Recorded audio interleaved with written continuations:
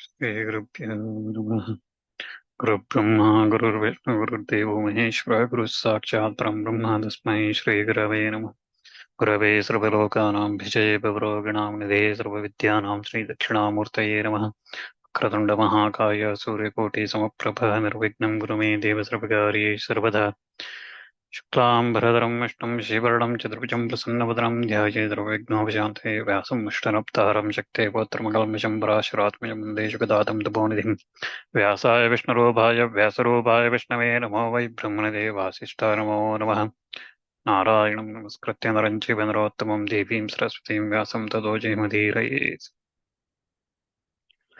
So previously we were looking at Krishna's giving instruction to Arjuna, who was in delusion about participating in this battle in Kurukshetra.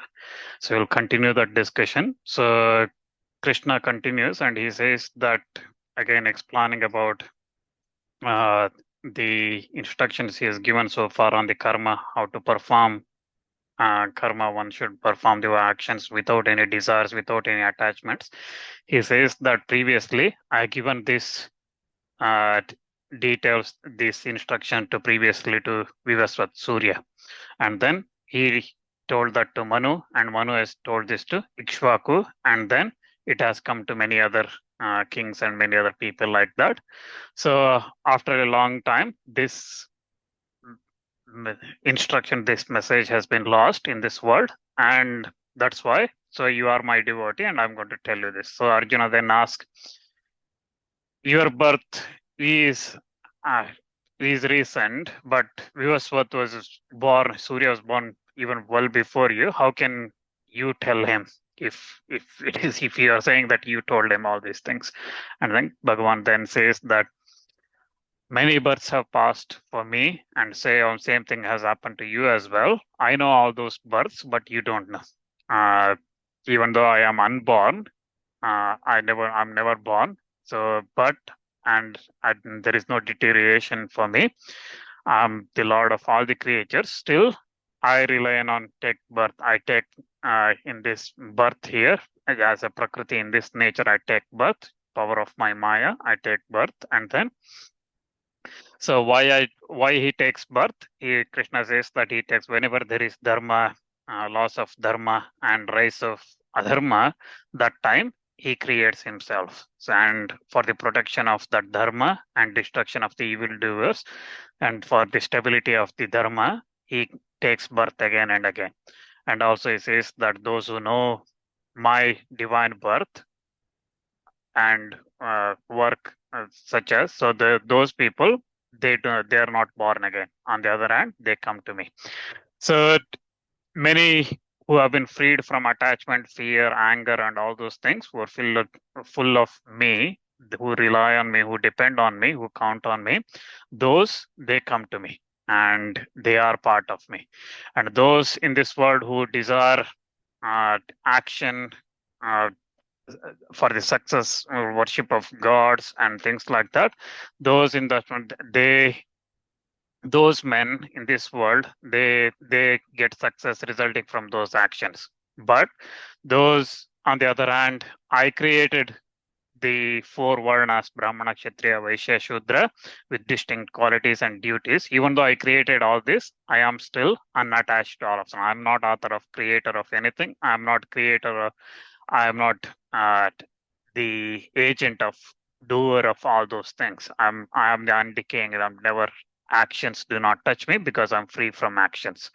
And also those people who know me, they know what is action and what is inaction, what is the duty, what is not, what is inaction, what how to stay away from that. And one should also have the knowledge of what that duty or action is, and one should have the knowledge of what is forbidden action, what should not be done, and also one should know what is inaction, not doing anything. So the person who sees while doing something, unattaching himself, and then while unattaching himself, doing something, that's the uh, right of the wise men. Those are the who are learned people. And also learned people are the ones who are free from desires, where even when they are engaged in some sort of work, action, they are free from the any attachment. So like that. So when they are free from desire, then those results of those actions do not attach to them. So similarly, it says that when one is without desire, with his mind, senses under fully control, and casting off all the concerns relating to those actions, performs the actions only for preservation of the body, then that such a person incurs no sin from performing the actions. So these are difficult shlokas and translations. If we start going into detail, we probably will spend each line many days. So I'll quickly run through anyone again, as previously said. If anyone interested, join the Gita Shastra sessions where we'll go in detail using Sri Shankaracharya's Bhasha. So because he says what is action, what is inaction, what is forbidden action, and how to know what is what, all these things, right? So this is very complex topic, but we will continue. So again, here he says that so there is no sin attached to the one who does it without any desire for results. So such a person, sin does not. So otherwise, it means that if one desires something, there is always sin attached to those actions. Then again, the one who is contented with whatever that comes without exertion, and the one who has superior, uh, he has discrimination ability, and without any jealousy, the one who is looks after success and failure similarly, such a person, even though he works, he is not attached to those things. And Krishna says that one should perform the actions for with Brahma in mind. Brahma is not Chaturmukha Brahma, so that it's the four-faced Brahma. The Brahma, Vishnu, Mahesh, right? It's not that. Here he's talking about Parabrahma, the supreme being. So he's talking about that. So one should perform with that Brahma in mind, and then one should offer everything in the karma, everything one should perform with that in mind.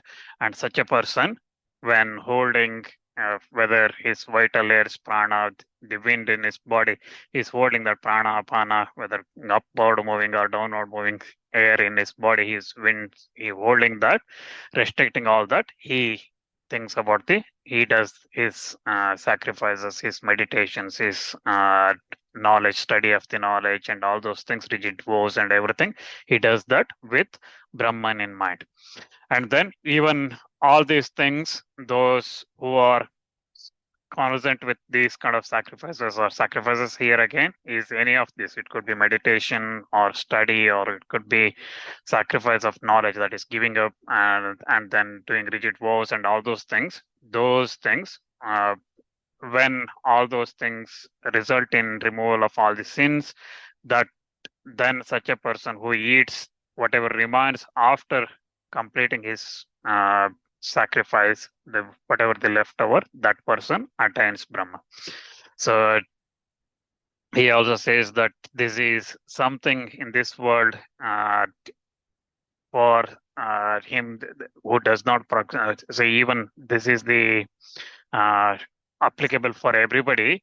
So when that is like that, you should also understand that the result of the actions, whether one who does not desire for the results of those actions, such a person attains that moksha. That is, he realizes his self, his jivatma is same as Paramatma.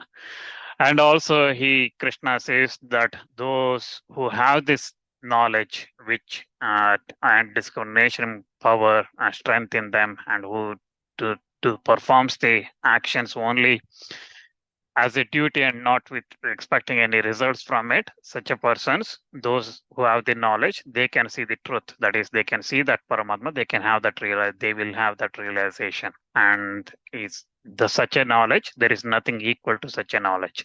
So the one that who obtains such a knowledge, who has faith and is intent on getting his senses under full control, obtaining that knowledge, such a person maintains a high tranquility and heat for want. Otherwise, he will not obtain any tranquility in his mind. So now Arjuna asked the question. You said that abandon the actions, but also you say that knowledge is superior. So which one of these two is superior? So Krishna says that both abandonment of actions, which is renunciation, and doing the actions itself, both lead to moksha. But here, actions itself is superior to abandonment, sannyasa. Instead of that, sankhya, instead of that, performing action itself is superior, and one should take that path till one's mind gets purified. But he also says that there are some people who say that this knowledge and karma are very distinct thing, but they are not. They both are give the same fruits. Again, by renunciation, without devotion to action, that is, without following this karma yoga, where performing the karma without desires, that is very difficult to attain. So even those ascetics who are engaged in such a path of supreme being, they also find it very difficult.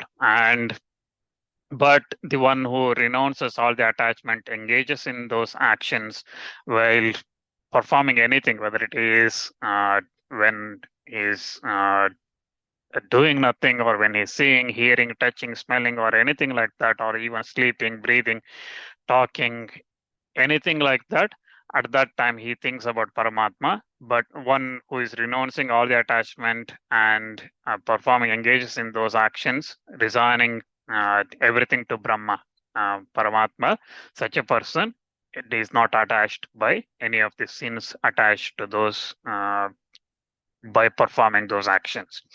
So karma again results in actions, but if one does the perform the karmas with Paramatma in mind for pleasing Paramatma, then there is no sin attached to it. The one who is having such a devotion, renouncing all the fruits of those actions, such a person attains the highest tranquility, and that means he attains that realization. So the person again who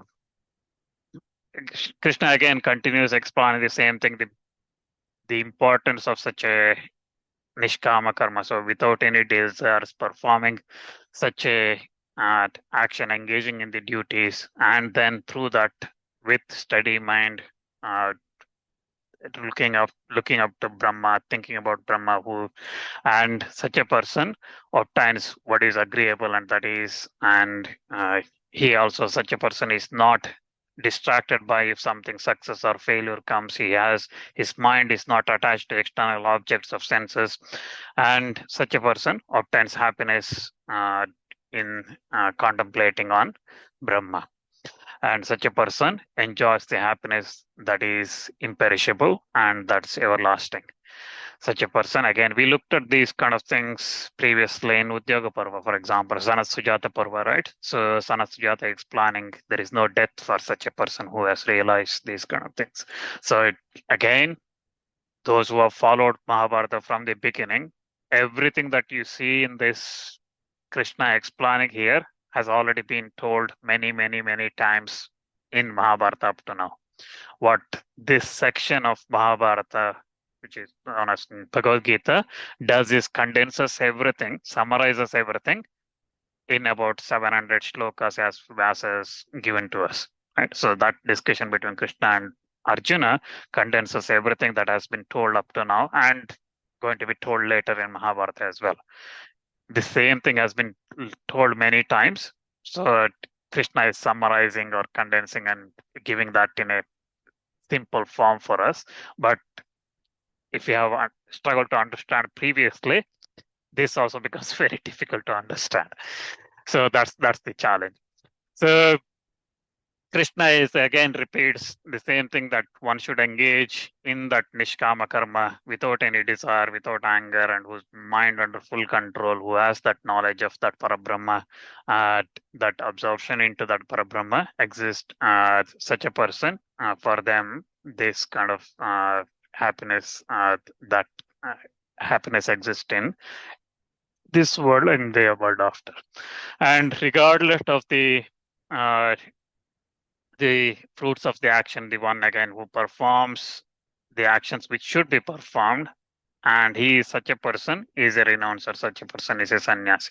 And he not he does not stop performing his actions, and he does not also abstain from doing any actions. Okay, so such a person is called a sannyasi. And such a person, even though he is no longer attached to any objects of senses, anything that makes him happy or disappointment or sad, or any uh, anything like that, he is not attached to any of that. He's focused only on the his atma, paramatma. Is on the focus only on the soul. Is completely such a person enjoys the tranquility with steadily focusing his mind on that paramatma and realization.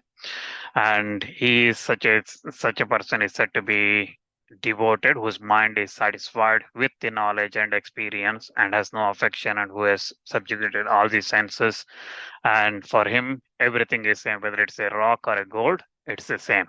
He views everything, whether friends or enemies, he does not look at them any different.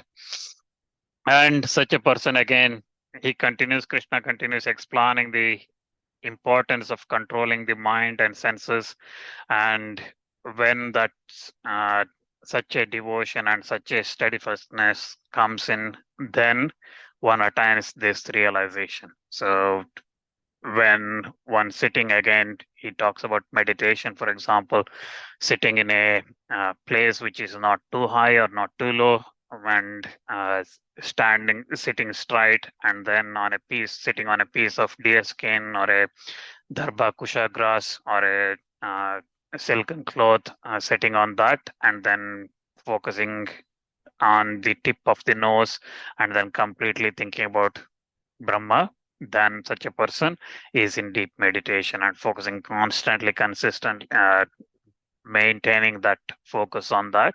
Such a person thoughts, controlling all the senses, such a person attains uh, moksha or realization.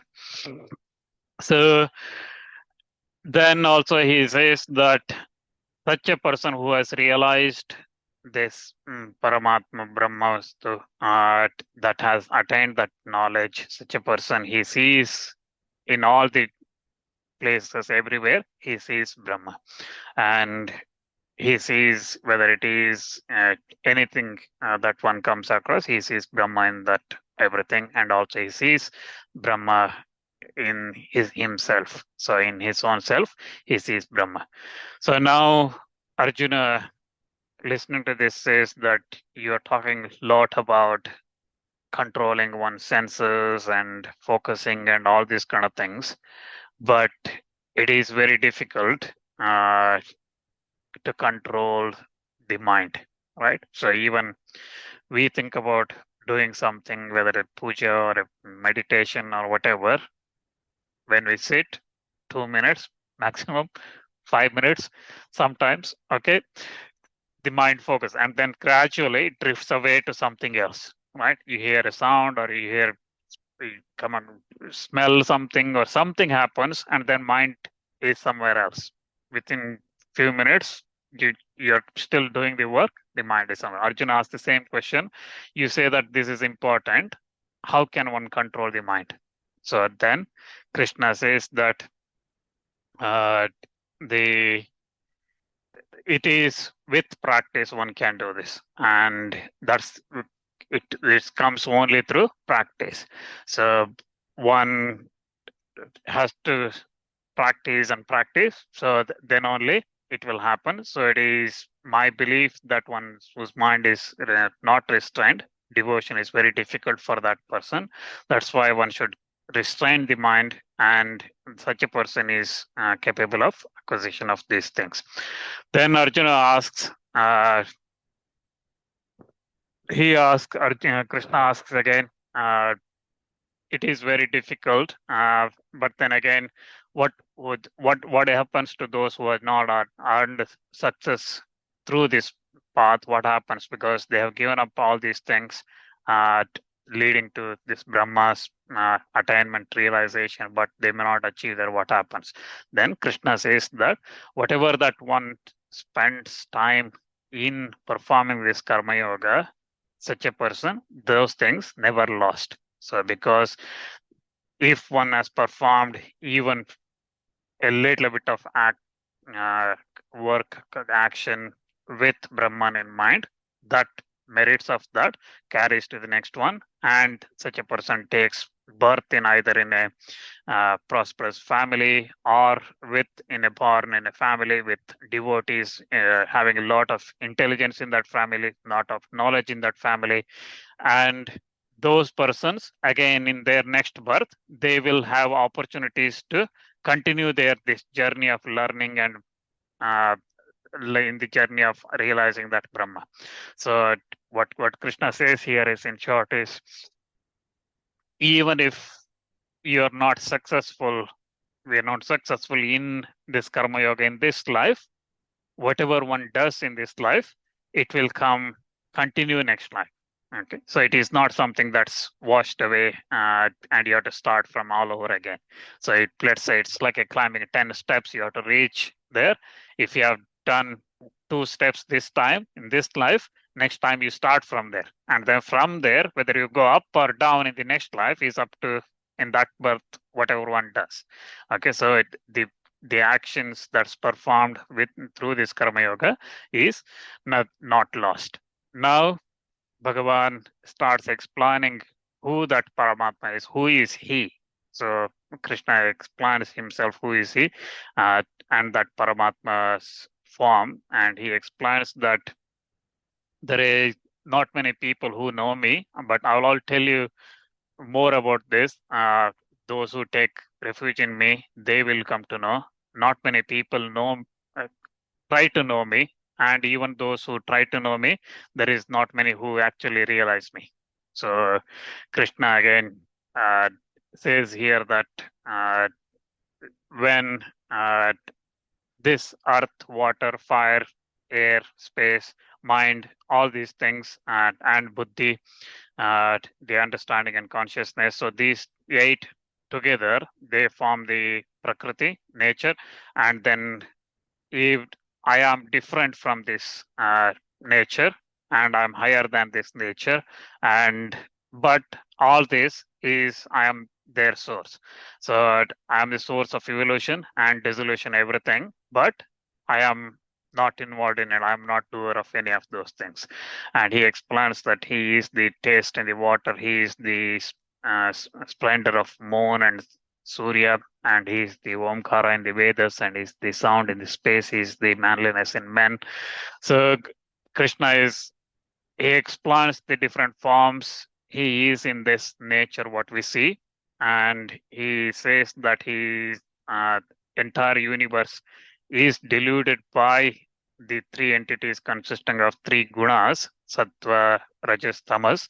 Because of that, it is deluded and they do not see me, and then they see only the Maya. So this Prakriti, this nature, that's what they see. They do not see me in all those things. So beyond those nature, they do not see me. And again, those who, but a man who's having the knowledge, who has done this realization, he sees me as he sees me in himself, and also am in him. So at the end of many births, if one goes through this kind of practice and effort, then such a man possessed of such a realization, he will attain me, and that's what happens. And again, those who have uh, gone looking for desires and fulfillment of sensual things, they will never attain me. On the other hand, the person who goes after the knowledge, this karma yoga, and then attains this knowledge, they will attain me. So Krishna also says that those who worship many devatas and they go to devatas, even though they at the end of the day, whoever they worship, they will come. They are actually worshiping me itself, because I am in everything, even though I am not manifested visible in everything, I am in everything. So I am the unmanifest, and also I am the uh, uh, manifested in every form that's there.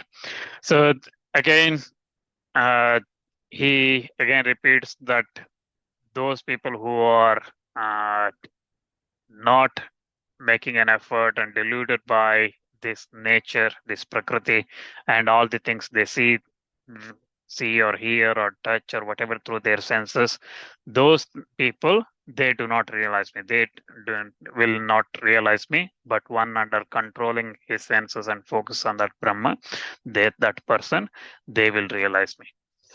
And Arjuna then asks, what is that Brahman? What is that Adhyatma? What is the action? What is the karma? What is the Adibhuta? What is Adideva? What is Adignana, Adiyajna? All these things he asks Krishna, and then Bhagavan starts explaining that this Brahman is supreme and is indestructible. Adhyatma is the one that is its own manifestation. And so anything that one offers which causes the production and development is called action. And remembering Bhagavan alone in the last moment while leaving this body, such a person comes to my essence. So there is no a doubt on that. So any person who leaves this body thinking about Paramatma, such a person attains Paramatma. And Krishna also says that thinking about Paramatma with mind not running to the other objects and having uninterrupted application, one goes to that Paramatma state and who realizes such a person realizes in Brahma. And while leaving the body, one who controls all the senses and confining the mind again and heart, everything, placing last breath, life breath, which is called prana, between the eyebrows and resting, continued meditation, uttering uh, the pranava sound, which is Brahman, and thinking about Brahman. So such a person attains Brahma. So such a person attains one. Again, this is talking about Yoga Shastra here, and Krishna explaining how one leaves that body. Again, you will see when later in Mahabharata Kurukshetra war, when Drona dies, how Drona died through controlling his breath and then meditating, and then left his body. His Atma left his body. So we will look at that. And similarly, Bhishma does the same thing when Bhishma dies later after the Kurukshetra war, and something when Bhishma's Atma leaves. So we will come to those things again, explain in practical examples how that happened.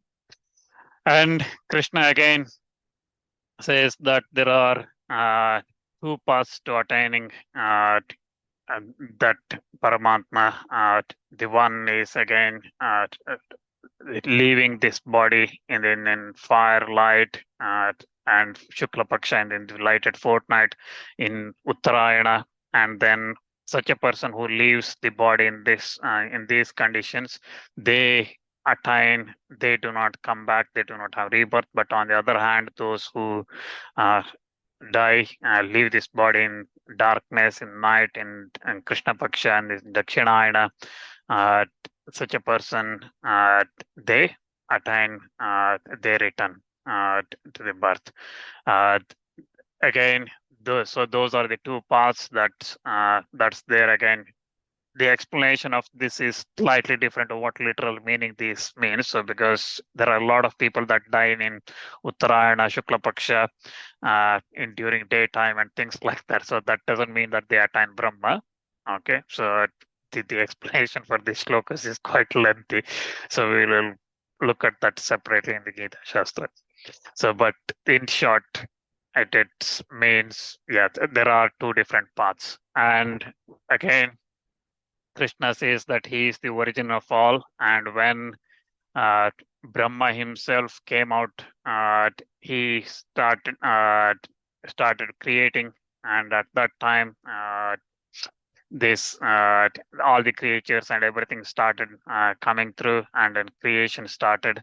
So this entire universe is covered, pervaded by Paramatma, the unmanifest form, and all the entities are in him. But Paramatma himself, he says that he does not reside in anything because he is everything.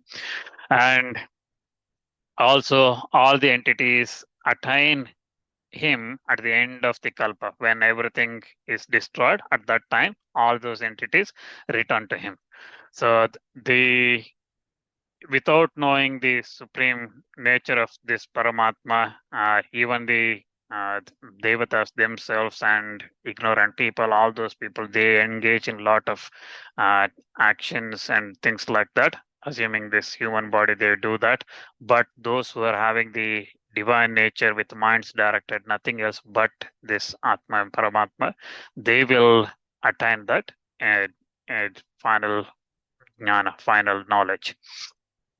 And he also says that I am the father of the universe, mother, creator, grandson, everything. I am the one who everyone should know, and I am the one which by means everything gets cleansed, and I am the Vedas. I am the supreme goal. I am the one should look up to and take refuge in. I am the friend, source, destruction, support, and everything. So he also explains his Paramatma form in how can be seen. So effectively, Krishna says that everything that's there is I am in those, and I am. It's because of I am in all those forms. So I am the mantra, I am the sacrificial libations, I am the fire, I am the sacrificial offering. So everything that's related to sacrifice is him, and sacrifice itself is him. So Krishna explains that I am all those things, and those people who think about me without directing their mind to anything else worship me, and those are who are always devoted to me. I make them gifts and preserve what they have. So even those devoted who are having uh, uh, with faith worship, they worship other devatas. Even they also worship me, but they worship me irregularly. So Krishna asks here, so whatever one offers to any other devata or anything, it still comes to me, but they, instead of going to all the other devatas, think about Paramatma, it's Brahma, me itself. Think about me and offer everything, whether you offer a leaf, flower, fruit, water, whatever you offer with reverence. If you offer that, I will accept with as long as one's Atma, one thoughts process is pure. So whatever you do, whatever you eat, whatever you drink, whatever you give, whatever austerities you perform, manage all those things in such a way that you are offering that to me. And by that, such an action, you'll be freed from the fruits of those actions, and you'll be freed from any sin attached to those things. So he says that uh, again, there is nobody to hate me, or there is nothing to dear to me, or there is no creatures like me. So those who worship me with reverence are in me, and I am in them. So he asked Arjuna to fix your mind on me and become my devotee, my worshipper, and you bow down to me, and so take refuge in me. So that's the only way, and you will certainly, by doing that, you will come to me. So then Krishna continues, and he says that I will once more tell you the supernatural things which I'm good because I'm very pleased with you.